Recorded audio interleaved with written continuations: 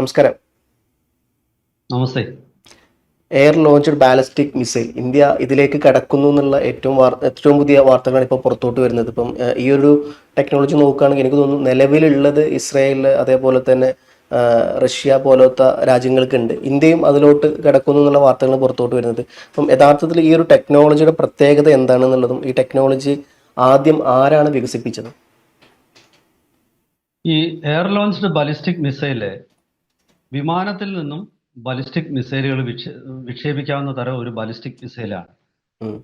Ballistic missile ഭൂമിയിൽ നിന്ന് വിക്ഷേപിക്കാമല്ലോ, പിന്നെന്തിനാണ് വിമാനത്തിൽ നിന്ന് വിക്ഷേപിക്കുന്നത് എന്നൊരു ചോദ്യം ഉണ്ടാകാം. അപ്പോൾ അതിനു മുമ്പ് വിമാനങ്ങളിൽ നിന്നും എയർ ടു സർഫസ് മിസൈലുകൾ വിക്ഷേപിക്കും. അതപ്പോൾ എന്ത് മിസൈൽ ആയിരുന്നു എന്നൊരു ചോദ്യം വരാം. അങ്ങനെ ഒരുപാട് അനുബന്ധ ചോദ്യങ്ങൾ ഉയരാനുള്ള സാധ്യതയുണ്ട് ഈ ഒരു വിഷയത്തിൽ. അപ്പൊ ഇതിൽ ആദ്യം തന്നെ എനിക്ക് തോന്നുന്നത് ഇതിന്റെ ഏറ്റവും പ്രധാനപ്പെട്ട ഒരു ഘടകം എയർ ലോഞ്ച്ഡ് ബാലിസ്റ്റിക് മിസൈലുകളുടെ പ്രത്യേകത അതിന് കുറച്ചുകൂടി അത് ഇന്റർസെപ്റ്റ് ചെയ്യാൻ ബുദ്ധിമുട്ടായിട്ടുള്ള മിസൈലുകളാണ്. സാധാരണ ഭൂമിയിൽ നിന്ന് ലോഞ്ച് ചെയ്യുന്ന മിസൈലുകളെക്കാൾ കുറച്ചുകൂടി ഗതിവേഗം അതിന് കിട്ടും. കാരണം വിമാനത്തിന്റെ വേഗതയും ഒപ്പം ഈ ബാലിസ്റ്റിക് മിസൈലിന്റെ വേഗതയും രണ്ടും കൂടെ. ഇതില് പല ബാലിസ്റ്റിക് മിസൈലുകളും ടെർമിനൽ ഫേസിൽ ഹൈപ്പർസോണിക് വേഗത കൈവരിക്കും. എയർ ലോഞ്ച്ഡ് മിസൈല് ഭൂമിയിൽ നിന്നുള്ള മിസൈലുകളെക്കാൾ കുറച്ചുകൂടി വേഗത ആ ടെർമിനൽ ഫേസിൽ അതിനുണ്ടായിരിക്കും. ഇപ്പം നമ്മൾ കേട്ടിട്ടുണ്ടാവാം റഷ്യയുടെ കിൻഷാൾ അല്ലെങ്കിൽ ഇസ്രയേലിന്റെ മിസൈലുകളുണ്ട്. അതൊക്കെ തന്നെ ഇത്തരം എയർ ലോഞ്ച്ഡ് ബാലിസ്റ്റിക് മിസൈലുകളാണ്. ഇസ്രായേലിന്റെ മിസൈല് ഗോൾഡൻ ഹൊറൈസൺ എന്ന മിസൈലാണ്. പക്ഷേ അമേരിക്ക ഇത്തരം മിസൈലുകൾ അധികം ഉപയോഗിക്കാറില്ല. അമേരിക്ക എയർ ലോഞ്ച്ഡ് മിസൈലുകളുടെ കാര്യത്തിലും ഒക്കെ അമേരിക്ക ടോമോഹോക്കിന്റെ പല വെർഷൻസ് ആണ് ഉപയോഗിക്കുന്നത്. ക്രൂയിസ് മിസൈലുകൾ തന്നെയാണ്. പിന്നെ അമേരിക്കയുടെ ബോംബുകളും അമേരിക്ക കുറച്ചുകൂടെ മാരകവും ഭീമമായ ആയുധങ്ങളാണ് ഉപയോഗിക്കുന്നത്. കുറച്ചുകൂടെ വലിയ ചിലവേറിയ ആയുധങ്ങളാണ്. ഇവിടെ ഇന്ത്യ ഇത്തരം എയർ ലോഞ്ച്ഡ് ബാലിസ്റ്റിക് മിസൈലുകൾ ഉപയോഗിച്ചിരുന്നില്ല. പക്ഷെ ഇപ്പോൾ ഇന്ത്യയുടെ ഒരു സ്വകാര്യ കമ്പനിയായ നൈബി അവര് ഇസ്രയേലും സാങ്കേതിക വിദ്യ ഉപയോഗിച്ച് എയർ ലോഞ്ച്ഡ് ബാലിസ്റ്റിക് മിസൈൽ ഇന്ത്യയിൽ നിർമ്മിക്കാനുള്ള തയ്യാറെടുപ്പിലാണ്. അപ്പോൾ അത് വളരെ വേഗത്തിൽ അവർക്ക് നിർമ്മിക്കാൻ പറ്റും. കാര്യം ഇത് ഇത് ഈ 600 കിലോമീറ്റർ റേഞ്ച് ഉള്ള ഒരു മിസൈലാണ് ഇപ്പോൾ ഇന്ത്യയിൽ നിർമ്മിക്കാൻ പോകുന്നത്. ഇതിന്റെ പ്രത്യേകതയും ഗുണവും എന്താണ്? ഗുണമെന്ന് പറയുന്നത് ഇതൊരു സ്റ്റാൻഡ് ഓഫ് വെപ്പണാണ്. അതായത് ഈ മിസൈൽ പ്രയോഗിക്കാനായിട്ട് നമുക്ക് ഇന്ത്യൻ യുദ്ധവിമാനത്തിന് ശത്രു രാജ്യത്തിന്റെ എയർ സ്പേസിൽ കയറണമെന്നില്ല. 600 കിലോമീറ്റർ റേഞ്ച് ഉള്ള ഒരു മിസൈലാണ്. ഇന്ത്യയുടെ വ്യോമാതിർത്തിക്കുള്ളിൽ നിന്നുകൊണ്ട് തന്നെ പാകിസ്ഥാനോ ചൈനയുടെ നേർക്കുള്ളതല്ല. എനിക്ക് തോന്നുന്നത് ഇത് ഓൾമോസ്റ്റ് സ്പെസിഫിക്കലി പാകിസ്ഥാന്റെ നേർക്കുള്ള മിസൈലാണ്. ഇതിനേക്കാൾ റേഞ്ചുള്ള മിസൈലും നിർമ്മിക്കാനുള്ള ഒരു ഓഫർ ഇന്ത്യക്ക് ഇസ്രായേൽ തന്നിട്ടുണ്ട്. ആ ഓഫർ 1000 തൊട്ട് 2000 കിലോമീറ്റർ വരെ റേഞ്ചുള്ള ഒരു എയർ ലോഞ്ച്ഡ് ബാലിസ്റ്റിക് മിസൈൽ നിർമ്മിക്കാനാണ്. അപ്പൊ ഈ ആദ്യത്തെ മിസൈല് ഒരുപക്ഷെ അത് കൃത്യമായിട്ടും പാകിസ്ഥാനെ ഉദ്ദേശിച്ചുള്ളത് തന്നെയാണ്. ഇത് പ്രെഡേറ്റർ ഹോക്ക് എന്ന ഒരു മിസൈൽ ഇപ്പോൾ തന്നെ അത് ഇസ്രായേലി ഒറിജിൻ ആയിട്ടുള്ള ഒരു മിസൈലാണ്. അതിപ്പോൾ തന്നെ ഇന്ത്യ യൂസ് ചെയ്യുന്നുണ്ട്.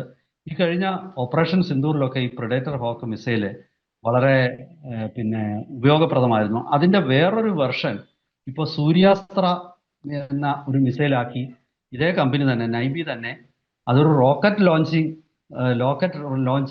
ലോഞ്ചറിൽ നിന്നും വിക്ഷേപിക്കുന്ന റോക്കറ്റാക്കി അതിന്റെ ഒരു വെർഷൻ രൂപപ്പെടുത്തിയിട്ടുണ്ട്. അപ്പോൾ ഇത് ഒരേ മിസൈലിന്റെ പല വെർഷൻസ് രൂപപ്പെടുത്തുക എന്നൊരു തന്ത്രം ഇസ്രായേൽ സ്വീകരിക്കുന്നുണ്ട്. കാരണം അതിന്റെ ഡിസൈനിങ് ഉൾപ്പെടെയുള്ള പല കാര്യങ്ങളും വളരെ വേഗത്തിലാവും. അതിന്റെ പ്രൊപ്പല്ലന്റ് ഒക്കെ ചെറിയ വ്യത്യാസം വരുത്തിയാൽ മതി. ഇതിന്റെയൊക്കെ സോഫ്റ്റ്വെയറിൽ മാത്രം വ്യത്യാസം വരുത്തി ചെറിയ ഫൈൻ ട്യൂണിങ്ങിലൂടെ ഇത് സാധിച്ചെടുക്കാം. അപ്പോൾ ആ റാംപേജിൽ നിന്നും രൂപപ്പെടുത്തുന്ന ഒരു മിസൈലാണ് ഈ നിർമ്മിക്കാൻ പോകുന്ന എയർ ലോഞ്ച്ഡ് ബാലിസ്റ്റിക് മിസൈൽ എന്നാണ് വാർത്തകൾ സൂചിപ്പിക്കുന്നത്. അപ്പോൾ ഇന്ത്യൻ യുദ്ധവിമാനമായ Su-30 MKI-യിലാണ് ഇത് ഇൻ്റഗ്രേറ്റ് ചെയ്യാനായിട്ട് ഉദ്ദേശിക്കുന്നത്. ഇപ്പോൾ Su-30 MKI സൂപ്പർ സുഖോയി ആയിട്ട് മാറ്റിയെടുക്കാനുള്ള ഒരു പദ്ധതി, ഒരു ഒരു ഒരു പ്രോജക്റ്റുമായിട്ട് ഇന്ത്യ മുന്നോട്ട് പോവുകയാണ്. ഇത് മിക്കവാറും ഇതൊരു സ്റ്റാൻഡ് ഓഫ് വെപ്പൺസ് ലോഞ്ച് ചെയ്യുന്ന ഒരു പ്ലാറ്റ്ഫോമായിട്ട് മാറും. ഇനി ഇന്ത്യ Su-57 വാങ്ങാനുള്ള ഒരു തയ്യാറെടുപ്പ് നടത്തുന്നുള്ളതായിട്ട് ചില വാർത്തകളുണ്ട്.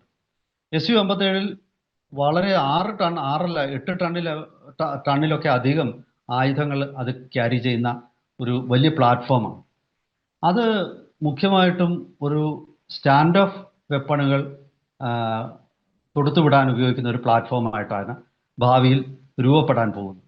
അങ്ങനെയൊക്കെയുള്ള പിന്നെ പ്ലാറ്റ്ഫോമുകളിൽ നിന്നും ഇത്തരം ഒരു ബലിസ്റ്റിക് മിസൈൽ വിക്ഷേപിക്കുമ്പോൾ ഇതൊരു ഹൈപ്പർസോണിക് മിസൈലിന്റെ വേഗതയിലാണ് ലക്ഷ്യസ്ഥാനത്തെ പോയി ഇടിക്കുന്നത്. അല്ലെങ്കിൽ ടെർമിനൽ വെലോസിറ്റി ഇതിന് അത്ര ഭീകരമായ ഒരു വെലോസിറ്റിയിലായിരിക്കും ചെല്ലുന്നത്.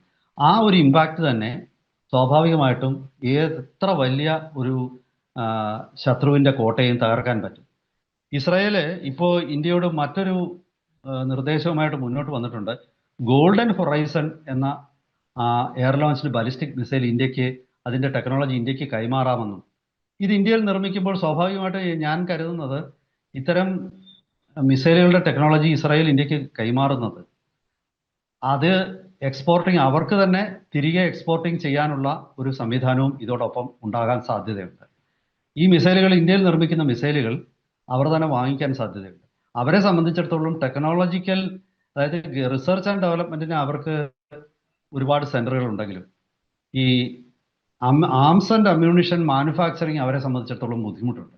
കാരണം അവരുടേത് വളരെ ചെറിയൊരു രാജ്യമാണ്, അവരുടെ മാൻ പവർ വളരെ ചെറുതാണ്, വളരെ കുറവാണ്. അപ്പോൾ സ്വാഭാവികമായിട്ടും ഇന്ത്യ പോലെ ഇത്ര വലിയ ഹ്യൂജ് മാൻ പവറും ഏരിയയും ഉള്ള ഒരു രാജ്യത്തെ അവർക്കൊരു മാനുഫാക്ചറിങ് ബേസ് പോലാണ് ഇന്ത്യൻ കമ്പനികൾ. ഇന്ത്യയുടെ സ്വകാര്യ മേഖല ഞാനിപ്പോൾ പറഞ്ഞല്ലോ, അതായത് ഈ നൈവി സിസ്റ്റം തന്നെ 150-300 കിലോമീറ്റർ ദൂരം പോകുന്ന സൂര്യാസ്ത്ര നമ്മൾ ചർച്ച ചെയ്തതാണ്, അതുകൊണ്ടാണ് ഞാൻ കൂടുതൽ പറയാത്തത്. സൂര്യാസ്ത്ര എന്ന റോക്കറ്റ് ലോഞ്ചറുകൾ നമുക്ക് ആ ടെക്നോളജി തരികയും അത് ഇപ്പോൾ വികസിപ്പിച്ച് ഇന്ത്യൻ സൈന്യത്തിൻ്റെ ഈ കഴിഞ്ഞ ദിവസം അത് സൈന്യം പിന്നെ യൂസർ ട്രയൽ നടത്തിക്കൊണ്ടിരിക്കുകയാണ്. അതിലൊക്കെ തന്നെ സൈന്യത്തിന് പൂർണ്ണ സംതൃപ്തിയാണ്. കാരണം ഇത് ഇസ്രായേൽ ഉപയോഗിച്ച് അതിൻ്റെ ഇഫക്റ്റീവ്നെസ് തെളിയിച്ച റോക്കറ്റുകളാണ്. ഇത്തരം റോക്കറ്റ് ചൈനയ്ക്കും അമേരിക്കയ്ക്കും മാത്രമേ ഉള്ളൂ, റഷ്യക്ക് പോലും ഇല്ല. അപ്പോൾ ആ ടെക്നോളജിയൊക്കെ ഇന്ത്യക്ക് കൈമാറുന്നത് സ്വാഭാവികമായിട്ടും നൈവി ഇത് ഉൽപ്പാദിപ്പിച്ച് ഇസ്രായേലിന് തന്നെ തിരികെ വിൽക്കുന്നുണ്ട്, അതിനു വേണ്ടിയിട്ട് തന്നെയാണ്. അപ്പോൾ അങ്ങനെയുള്ള ഈ ഗോൾഡൻ ഹൊറൈസണിന് 1000-2000 കിലോമീറ്റർ റേഞ്ച് ഉണ്ട്.